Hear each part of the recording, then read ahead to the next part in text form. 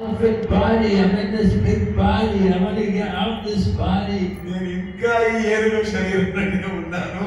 నువ్వు నన్ను విముక్తి పొందేలాగా చేస్తావు అనుకుంటే దాన్ని ముక్తి పొందేలాగా చేస్తావే.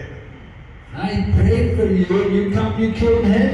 He got liberated, and I'm still here in the material world. ప్రార్థన చేసింది నేను, నన్ను మోక్షము నాకు మోక్షం ఇస్తావంటే ఆ ముసలికి ఇబ్బంది పెట్టిన ముసలికి మోక్షం ఇచ్చావే.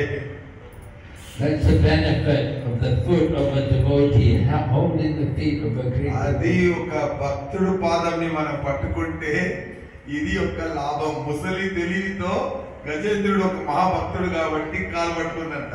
సో మనం కూడా ఒక మహానుభావుడు పాదంని పట్టుకుంటే మనం కూడా సేఫ్టీగా మోక్షం కలుగుతాం. So some people come in distress, some people come in search of wealth. You know, a lot of people they need some help economically, and they may come to Krishna. So మొదటిది వచ్చి బాధలో వచ్చిన వాళ్ళకి పేరు first. రెండో రకం వచ్చి కృష్ణుడికి శరణాగతి చేయాలనుకున్న వాళ్ళు రెండో రకం వచ్చి డబ్బు అంట. వాళ్ళకి ఆర్థిక పరిస్థితి బాగలేక వాళ్ళ ఎకనామిక్ ప్రాబ్లం చాలా ఉంది కాబట్టి కృష్ణుడి దగ్గర శరణాగతి చేయడానికి ముందుకు వస్తారంట. Just like Dhruva Maharaj, as a young boy, he wanted a kingdom, a great kingdom.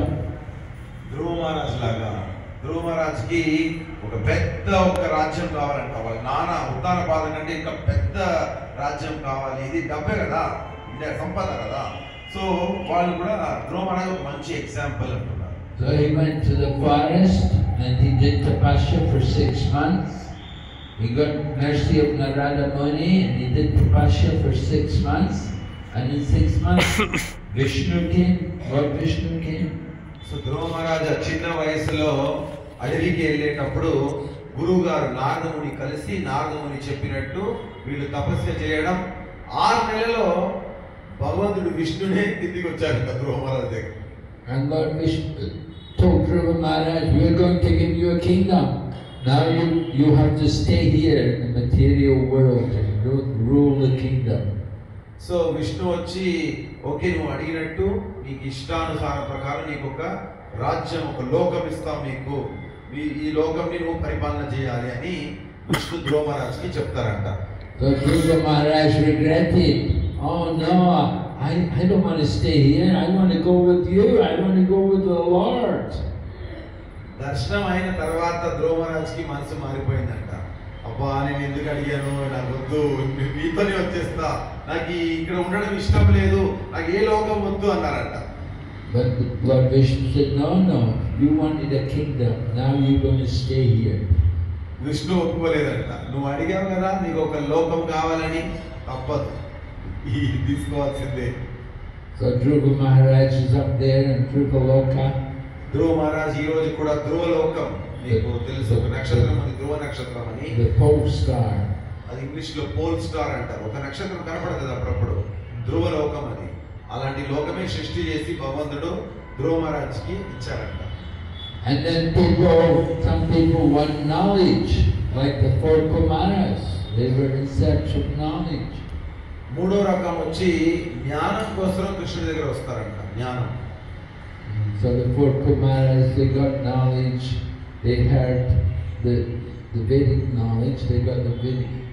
They heard from Shesha and from Lord Sankarshan. So ఈ 4 కుమారాలు కూడా భగవంతుడి దగ్గర ఎలా వచ్చారంటే జ్ఞానం కోసమే వచ్చారు. సంకర్షణ దగ్గర వచ్చి ఆ ఒక జ్ఞానం. And then the other kind of people who surrender to Krishna are curious people like the sages in the Naimisharanya forest. So 4వ రకం బాగా తెలుసుకోవాలి ఏం జరుగుతుంది అక్కడ అంటే ఇంక్విజిటివ్ అంటారు, క్యూరియస్ అంటారు. అంటే అక్కడ ఏం జరుగుతుంది ఆ ఒక ఏంటి తెలుగులో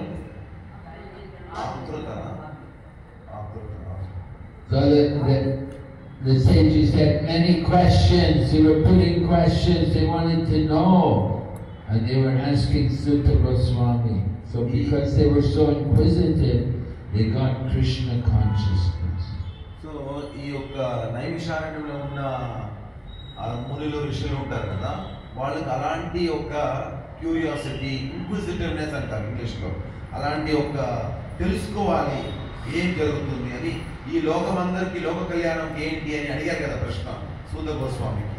సో వాళ్ళ ఎగ్జాంపుల్ చెప్తున్నారు, అదొక ఎగ్జాంపుల్.